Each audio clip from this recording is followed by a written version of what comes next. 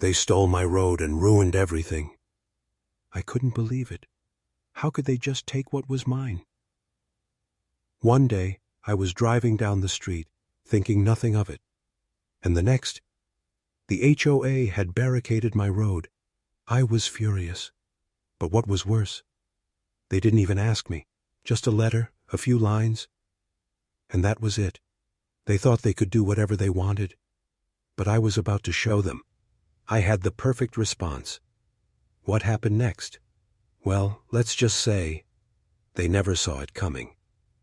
Welcome to HOA Unit. I'm Mark, and I've got a story for you. I live in a quiet suburban neighborhood, like many of you, but sometimes the calmest places hide the biggest conflicts. I'm no superhero, just a regular guy, but sometimes you have to take matters into your own hands. Today, I'm going to tell you how a simple power grab from the HOA turned into a war, and how I found a way to flip the script on them. So, let's dive into it. So there I was, just an average day. I had just gotten off work and was ready to wind down. The kids were playing in the yard and the sun was setting. It felt like any other evening. But as I walked toward my driveway, I noticed something odd. There was a letter stuck in the windscreen of my car. At first, I thought it was just a random piece of junk mail, but the envelope was official looking. I pulled it out, unfolded it, and started reading. Dear homeowner, we regret to inform you that the HOA board has decided to close off the road in front of your house for future development. Effective immediately, you are no longer permitted to use this road. Wait, what? My hands shook slightly as I reread the letter, thinking maybe I misunderstood. But no, there it was, black and white.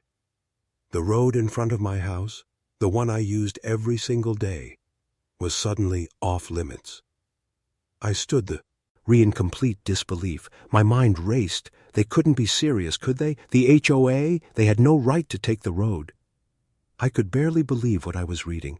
Who gave them the authority to do something like that? How could they just take what was mine? And then it hit me. They didn't even ask. Not once. No notice, no discussion, no heads up. They just decided it. And that was it. I felt my anger building. But more than that, I felt violated. This wasn't just about a road. This was about control. I turned around and looked down the street, toward the barricades they had set up. They'd blocked off the entire road. And for what? To develop it? They didn't even tell anyone what they planned to do with it. What kind of HOA does this? The road was a key part of my life. I used it to get to work, to pick up groceries, to take my kids to school. Now, I was trapped. I tried calling the number on the letter. Of course, it went to voicemail. I left a message, but I knew this wasn't something that could be solved with a simple call. I had to do something about it. But what? I stood there for a few minutes, staring at the barricades. The whole neighborhood seemed to be asleep, unaware of the storm that was about to hit them. I thought about the neighbors. We had always kept to ourselves. But this wasn't something I could let slide. I walked back into the house, heart pounding. I needed answers, and I needed them fast. I opened the door and found my wife sitting on the couch. She looked up at me, sensing something was wrong. "What's going on?" she asked. I showed her the letter. She read it, eyebrows furrowing with confusion. "That's insane," she said after a moment. "They can't just take the road like that. Can they?" I shook my head. "I don't know, but I'm not going to let them get away with it." She nodded, her face reflecting the same disbelief I was feeling. I needed to take action, fast. I started by gathering every piece of information I could find on the HOA, all their rules, regulations, and bylaws. I needed to know if they had any legal grounds to do this. I spent the next few hours researching, making phone calls, and trying to piece together a plan. The more I learned, the more I realized just how little power the HOA actually had. It was all a game to them, a power trip. They wanted to control everything, even the roads people used. I wasn't going to let them. But what could I do?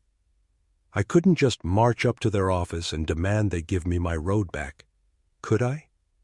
That didn't seem like the best approach. I had to be smart about this. I had to make sure I had the right information and the right plan before I took any action. I sat down at the kitchen table, still feeling that simmering anger bubbling up inside me. And then the thought struck me. What if I could turn the tables on them? What if I could use their own rules against them? I thought about it for a while, letting the idea settle in my mind. Could I get revenge? Without them even realizing it? Could I beat them at their own game? I didn't know yet, but I was going to find out. For now, I had to plan. I had to figure out how to make them regret ever taking that road. It wasn't just about the road anymore. It was about taking back what was mine. What would you do if the HOA took something from you without warning? How far would you go to get it back? I couldn't sleep that night.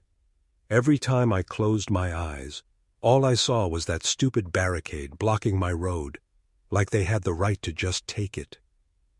I tossed and turned, my mind racing with possibilities. I needed to do something.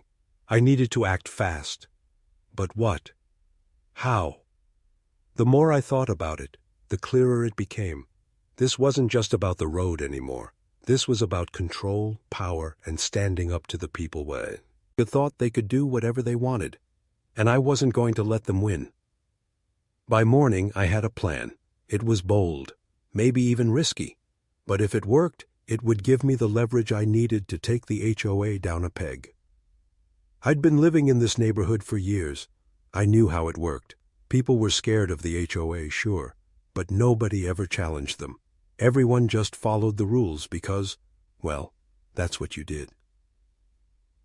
But not me. I wasn't going to let fear control me. I wasn't going to let them push me around just because they thought they could. I'd seen the way the HOA president carried herself, the way she acted like she was the queen of the block. She always had that smug smile, but it was her eyes that always gave her away. They were cold, like she knew something nobody else did. I knew what I had to do. I grabbed the stack of HOA rules and regulations from the drawer.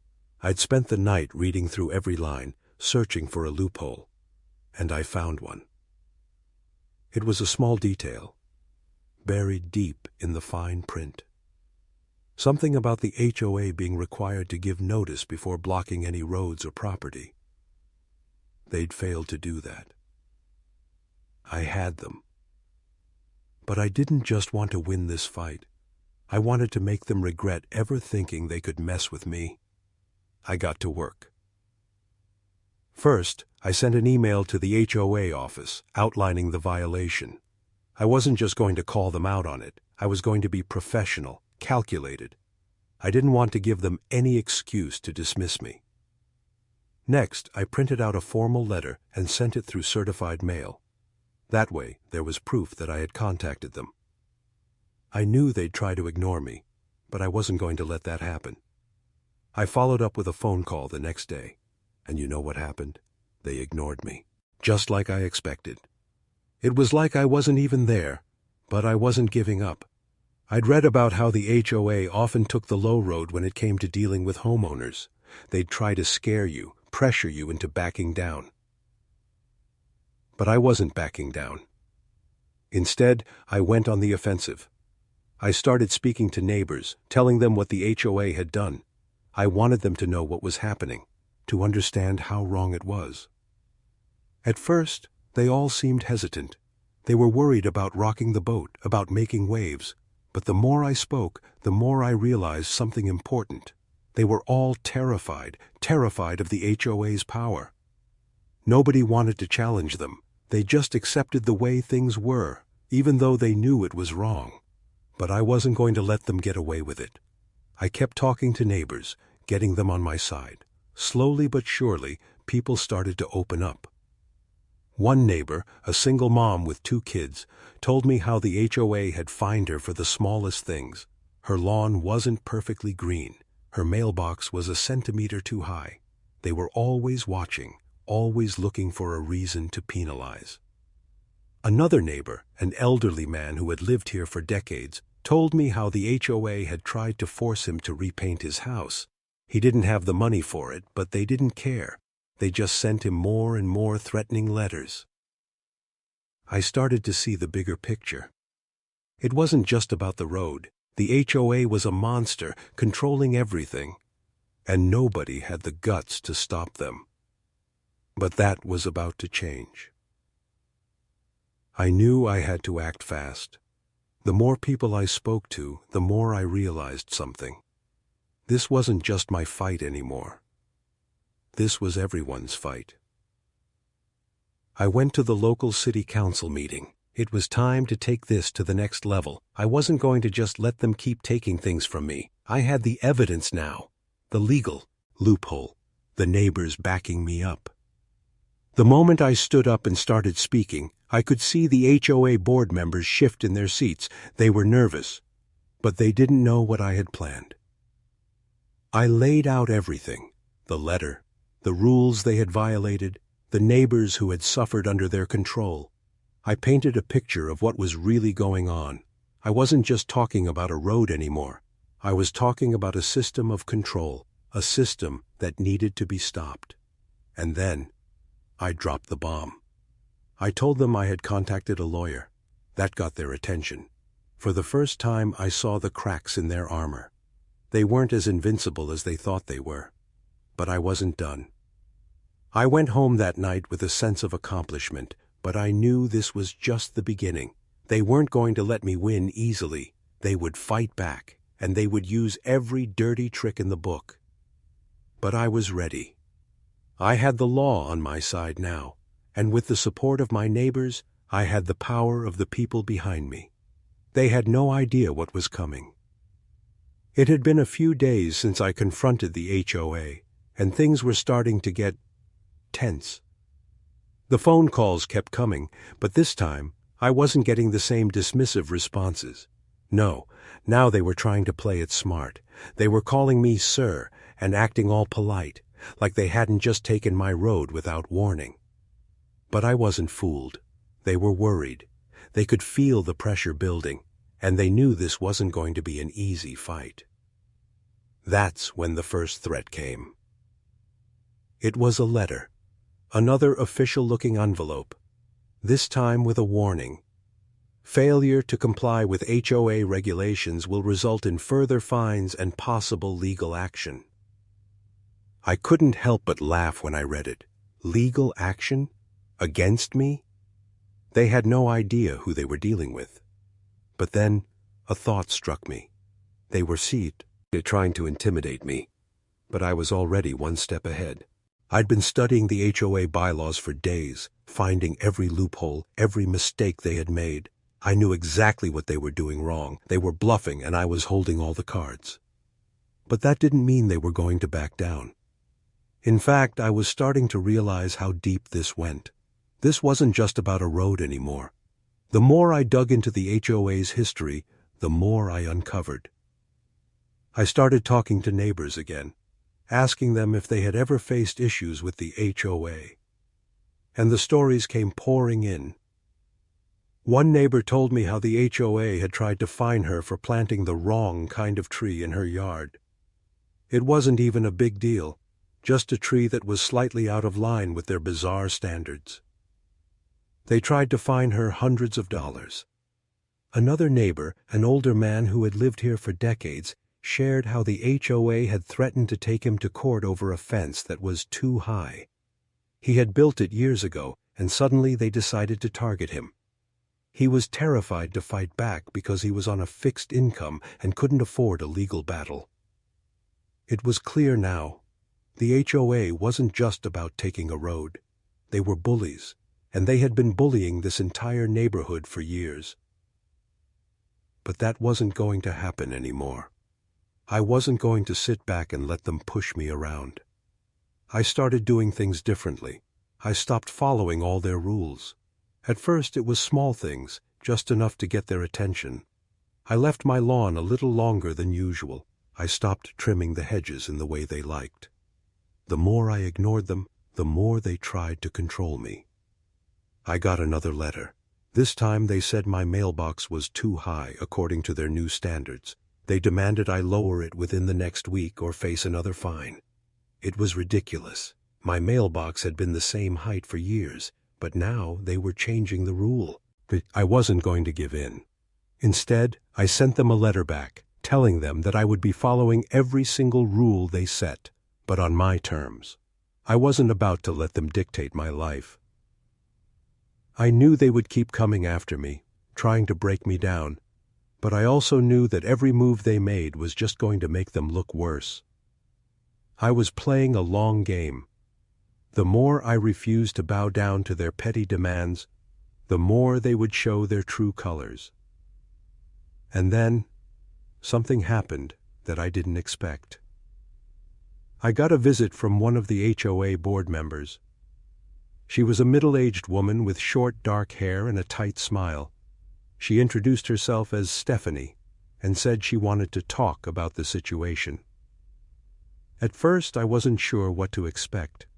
Was she here to threaten me face to face, or was she trying to offer me a deal? But when she sat down in my living room, I could tell she was nervous. "I don't want this to escalate," she said, her voice soft. "I think we can resolve this without going to court." I raised an eyebrow. Was she really trying to negotiate with me now, after everything they'd done? "And how do you suggest we do that?" I asked, trying to keep my voice calm, though I was boiling inside. "Well," she said, shifting uncomfortably in her chair, "we could work out a compromise. Perhaps you could just pay the fine for the road and make some small adjustments to your property to meet our standards, and we can move on from this." Compromise? After they had stolen my road, tried to fine me for ridiculous things, and ignored every piece of logic I threw their way, now they wanted to compromise? I couldn't believe it. They had no idea who they were dealing with. I leaned forward. "I'm not going to pay a single cent for something that wasn't my fault, and I'm not going to compromise when I'm the one who's been wronged." She looked taken aback, but I could see something else in her eyes. Fear. She didn't expect me to stand up to her. And that was the moment I realized I had the upper hand now. They weren't going to get away with this. I could feel the tension building, like the calm before the storm. But then she said something that made my blood run cold. "You don't understand," she said, her voice almost trembling now. "If you keep going down this road, we will make sure you regret it. We have a lot of power. We can make life very difficult for you." It was a threat. And just like that, I knew there was no going back. I stared at Stephanie, the threat hanging in the air like a storm cloud, dark and heavy. Her words echoed in my mind, each one like a cold slap to the face. "We will make sure you regret it." But I didn't flinch. I wasn't about to back down now. I was already in too deep, and I wasn't going to let them intimidate me. I had something they didn't. Something far more powerful than their threats. I had the truth. I had the support of my neighbors. And I had the law on my side. They had no idea what was coming next. "Let me make this clear, Stephanie," I said, my voice steady. "I'm not afraid of you. I'm not afraid of your threats. I'm standing up for what's right, and I won't let you intimidate me into submission." Her eyes flickered for a second, but she quickly masked it with a forced smile. "You don't understand what you're getting yourself into," she said again. "I think I understand perfectly," I shot back. "It's you who doesn't understand that I'm not like everyone else. I won't be silenced." She stood up abruptly, clearly uncomfortable, and left without another word. I closed the door behind her. But something gnawed at me. I could feel it, the tension in the air. They weren't going to just let me walk away from this. But I was done being passive. From that moment, I decided I was going to hit them where it hurt. I wasn't just going to follow their rules and hope they'd leave me alone. No, I was going to expose them. I started gathering everything I could, every letter, every fine, every complaint. I wanted to make sure I had evidence of how corrupt and power-hungry they really were. I knew that if I could show everyone the truth, they'd have no choice but to listen. But then came the first retaliation. A few days later, I noticed the signs in my yard. They had plastered them all over the place. Notice of violation. Failure to comply with HOA regulations. Each sign was a slap in the face. My mailbox was too high, my lawn too overgrown, my fence a centimeter over the line of what was allowed. I knew it wasn't true. My lawn wasn't overgrown, my mailbox was the same height it had been for years, and the fence? It had been fine for decades. But the HOA had a game plan. Every minor infraction, every little thing they could target, they would. And it was working. The more fines they issued, the more my neighbors started to hesitate. Some of them started to ask questions. What was I doing? Why was I stirring up trouble? I could see it in their eyes. They were scared. They wanted to stay under the radar. They didn't want to get involved in a fight they weren't sure they could win. But I couldn't back down. I couldn't let them keep running the show, destroying people's lives over nothing. I began posting about it online, not just to my neighbors, but to everyone I knew. I shared the fines, the complaints, the ridiculous rules they had set up. I wanted people to see the truth. And that's when the phone calls started. It wasn't just the HOA anymore. People from other neighborhoods started calling me, other victims of the HOA's twisted system. One of them, a retired couple, told me how they had been harassed for years. Their house was too old for the HOA's standards, and they had been pressured to make repairs they couldn't afford. Another neighbor told me about the lawn color violation fines, because her grass wasn't the exact shade of green the HOA wanted. It was clear now. The HOA wasn't just about enforcing rules. They were about control. And that made me even more determined to fight back. I took everything I had, every violation, every complaint, every story, and put it together in a report. I was going to take this to the next level. But as I worked late into the night, putting together my case, the phone rang again. It was a lawyer. He'd seen my posts, he'd heard about what was going on, and he wanted to help. My heart raced as I listened to him explain how he could help me fight back, how he could take this to court if necessary. He had experience with cases like this, cases where the HOA had abused its power. For the first time in weeks, I felt a glimmer of hope. I wasn't alone in this anymore. I had a legal team backing me, and I had the truth on my side. But as we set up the meeting, something strange happened. The HOA came to my house again, but this time it wasn't just Stephanie. They came with a whole group of board members, all standing outside my door, demanding I remove the posts and stop slandering the HOA. They didn't care that they had broken the law. They didn't care about the facts. All they cared about was shutting me up. But I wasn't going to let them intimidate me. I stood in my doorway and said, "No, I won't stop. You don't get to bully people anymore." The tension was palpable. They were furious. and I could see it in their eyes. But I wasn't afraid anymore. I had the law, I had the truth, and I had the support of my neighbors. And that's when they made their biggest mistake. They tried to bribe me. The HOA president pulled me aside and offered me a deal. They'd wipe away all the fines, remove the roadblock, and forget this ever happened, if I would just sign an agreement to stop talking about it. I was disgusted. They didn't care about doing what was right.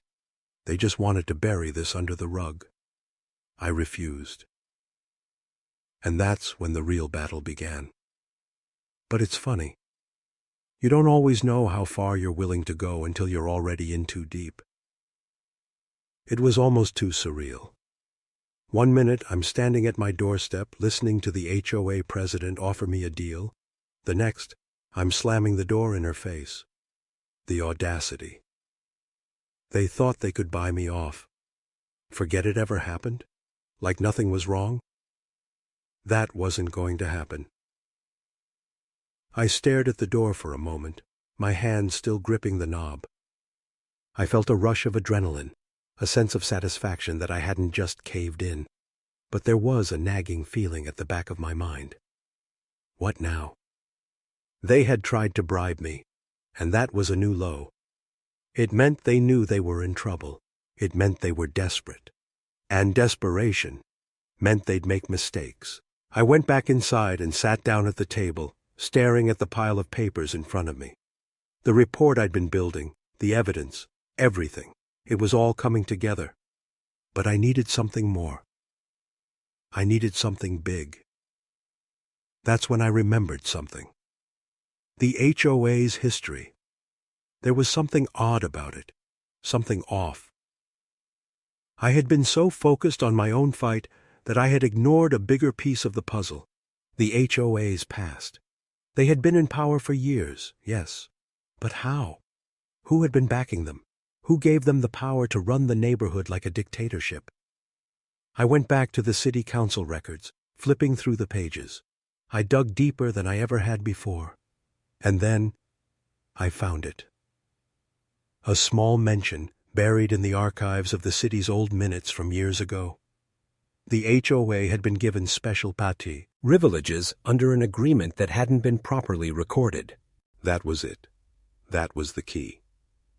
I had proof that the HOA's entire existence was based on a flawed and unrecorded contract. They didn't have the power they claimed to have. They had been operating illegally this whole time. I could feel my heart racing as I put the pieces together. But there was no time to waste. I called my lawyer immediately, told him what I had found. He was just as stunned as I was. "This changes everything," he said. "You've got them cornered." I wasn't sure about that just yet, but I had a solid case now. They couldn't keep pretending they had the right to control everything in the neighborhood. They had no legal standing. The battle had just turned in my favor. But I knew the HOA wouldn't go down without a fight. They were going to fight dirty. I had no doubt about that. I started preparing for the worst. I began reaching out to the other residents, telling them what I had found, urging them to stand with me. One by one, the neighbors who had been too scared to speak up came forward. I wasn't alone in this fight anymore. The more I talked to people, the more I realized just how many of us had been wronged. People were finally ready to stand up, ready to fight for their homes, their rights. It was a game changer. Then the next bombshell came. Late one night, I received an anonymous email. At first I thought it was a spam message, some random junk. But something about it felt different. The email was simple, direct. "They're watching you. Don't go any further." It didn't say much more, but it was enough to send a chill down my spine. Who was this? Who was threatening me now? It was signed by someone simply called the Insider. Was it someone from the HOA, a neighbor trying to scare me? I didn't know, but it felt like a warning. I couldn't back down now. I had come too far. But the risk, the danger, it was real. The next day, I called my lawyer and told him about the email. He didn't seem too concerned. "It's probably just a scare tactic," he said, "but we'll take extra precautions."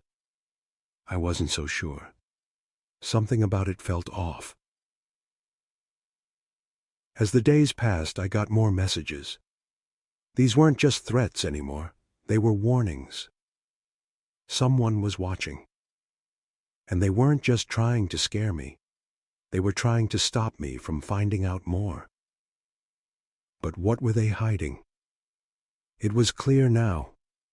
The HOA wasn't just an organization enforcing rules. It was a machine, a network of power that went far deeper than I had imagined. I wasn't just fighting a board of petty tyrants.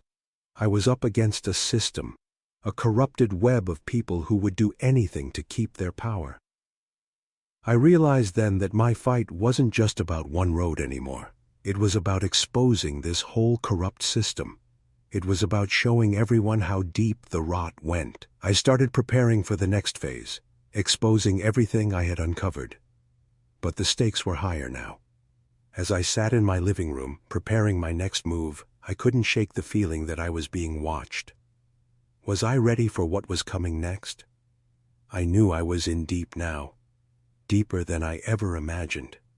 The anonymous emails kept coming, threats, warnings, veiled attempts to scare me into submission. But I wasn't afraid. If anything, they only fueled the fire. The HOA wasn't just trying to block my road or impose ridiculous fines anymore. They were playing dirty, and they had their claws deep in the system. They had something to hide, something bigger than just petty rule enforcement, and I was determined to expose it. I met with my lawyer again. We went over everything, piece by piece, and made sure every bit of evidence I had was solid. The records, the HOA's illegal history, the support from my neighbors, it was all coming together. But the more we prepared, the more I realized something. The HOA wasn't just a group of petty bureaucrats. They had resources. They had connections. They had power that went far beyond my neighborhood. They had political ties, local influence, and they weren't going to let some nobody like me ruin it. I wasn't just up against a local board anymore. I was up against a machine, a system that had been in place for years. And the more I uncovered, the more I realized how deep it went. I wasn't just fighting for a road anymore. I was fighting for something much bigger. Accountability. The truth. But there was one thing I wasn't prepared for. The HOA went on the offensive. I was at home one afternoon when I saw the notice. Notice of legal action, immediate foreclosure proceedings due to failure to comply with HOA regulations. I couldn't believe it. They were coming after my home now. It wasn't enough that they had stolen the road from me. Now, they were threatening to take my house. I grabbed the letter, my heart pounding in my chest. How could they do this? They had no legal ground, no valid reason, but that didn't matter to them. They were ruthless. I called my lawyer immediately, my voice shaking. "This is it. They're going to take my home." He was quiet for a moment, processing the situation. "Don't worry," he said finally. "This is exactly what we've been preparing for. They're bluffing. They want to scare you into backing down. But we have everything we need." But even though I heard his confidence, I felt the weight of the situation. This was no longer just a fight for the road. They were going to pull every dirty trick in the book to try and break me.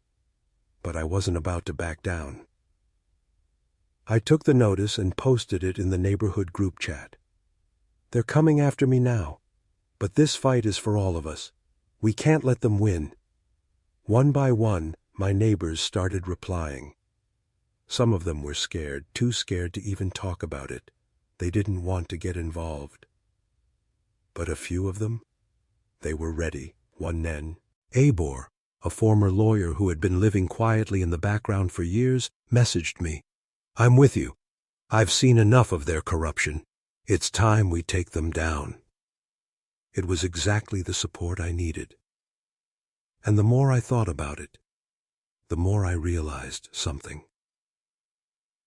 The HOA had underestimated me. They had underestimated all of us. I wasn't going to lose my home.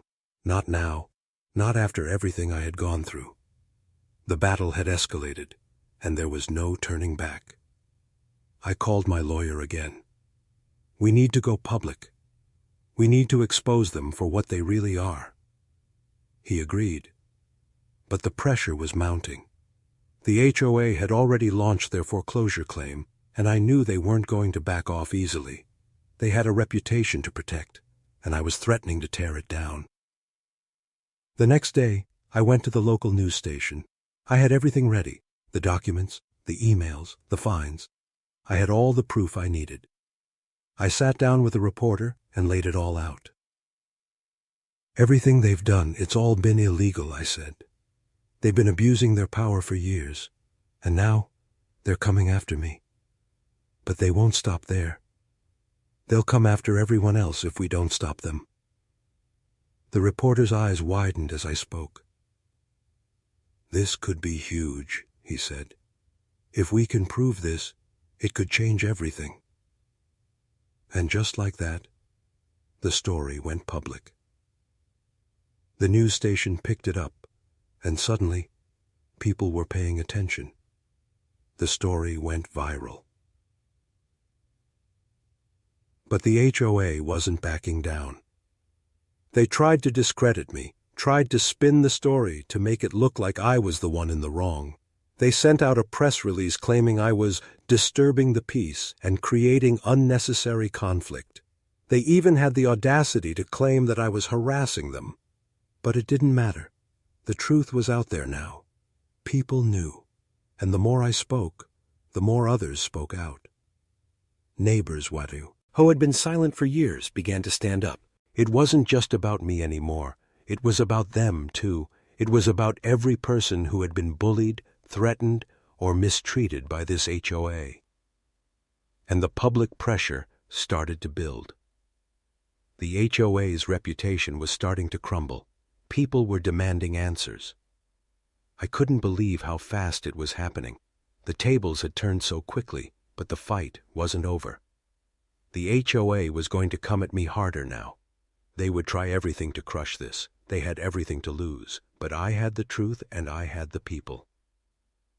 The real question was, how far would they go to silence me? And how far would I go to make sure the truth came out? I had done everything I could. The battle had gone public. The neighborhood was behind me. The HOA's reputation was in free fall, and they knew it. They had underestimated me from the start, and now they were paying the price. But even as the pressure mounted, I could feel something more ominous lurking. They weren't done yet. This wasn't over. The HOA was desperate, cornered. I could see it in their eyes. They were running out of options, and that meant they'd stop at nothing to crush me. That's when the next wave hit. I woke up one morning to find a new letter. This one wasn't from the HOA. It was from a lawyer they had hired, a big shot, the kind of lawyer you only see in the movies. The letter threatened me with a lawsuit for defamation, claiming I had caused irreparable damage to the HOA's name and business. They weren't just going after my house anymore. They were coming after my livelihood, my reputation. It was personal now. But I wasn't about to fold, not after everything I had been through.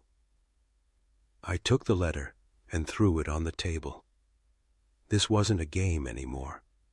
This was war. I wasn't going to let them ruin me. I called my lawyer and we discussed the best strategy. The HOA was fighting dirty, but we had something they didn't: transparency, truth. We need to expose them for everything they've done, my lawyer said. The media, the council, we need to bring it all to light. If they want to play dirty, we'll show them the consequences. I agreed, but the more I thought about it, the more I realized something important. This was bigger than me. This wasn't just about taking back my road or stopping their threats. It was about sending a message. It was about showing the world that this kind of power abuse wasn't okay.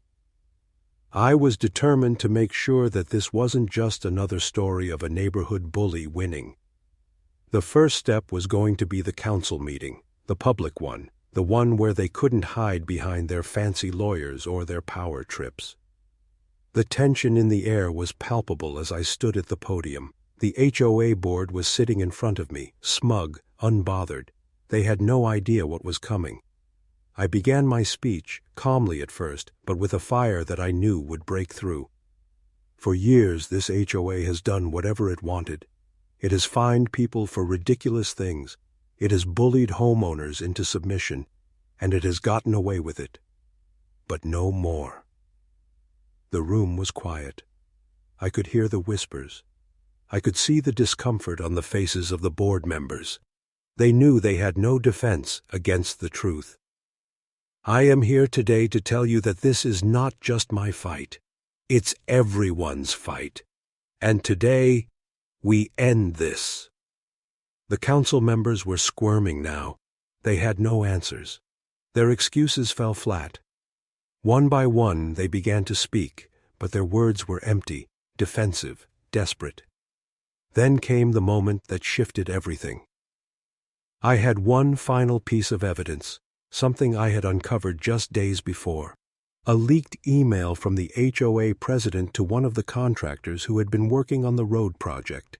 The email clearly outlined how they had planned to take over the road and block it off without any approval. It wasn't just a bad decision. It was a deliberate act of control. I dropped the email on the table. There it was, the smoking gun. The entire room fell silent. "You can't deny it now," I said, looking straight at the HOA president. "You have been lying to this entire neighborhood. You've been breaking the law and abusing your power. And it's time for you to face the consequences." She shifted uncomfortably in her chair, her face flushed. The other board members were too stunned to speak. It was clear now. Their empire was crumbling. But just when I thought the battle was over, they pulled their last card. The HOA president stood up, her voice shaky but still full of arrogance. "You don't understand," she said, her eyes wide with panic. "We've done nothing wrong. We have all the power here. You can't win against us. We'll make sure you regret this." Her words were hollow. I could hear the fear in her voice, but she was trying to save face. She knew the end was near. And then it happened. The council members, one by one, stood up and began to back me. They couldn't ignore the evidence anymore. They couldn't ignore the pressure from the public. The HOA was stripped of its power. The board was dismissed, and the road was reopened. The victory was sweet, but it was more than that. It was a statement. It was proof that standing up for what's right, no matter how hard it is, could change things. The road was mine again. But more importantly, I had regained control. I had beaten the system. But the battle wasn't without its scars. The threats didn't stop overnight. I had to be extra careful, always looking over my shoulder. But I knew one thing for sure. I had won. So what now? What do I do with all this newfound freedom, with all this power?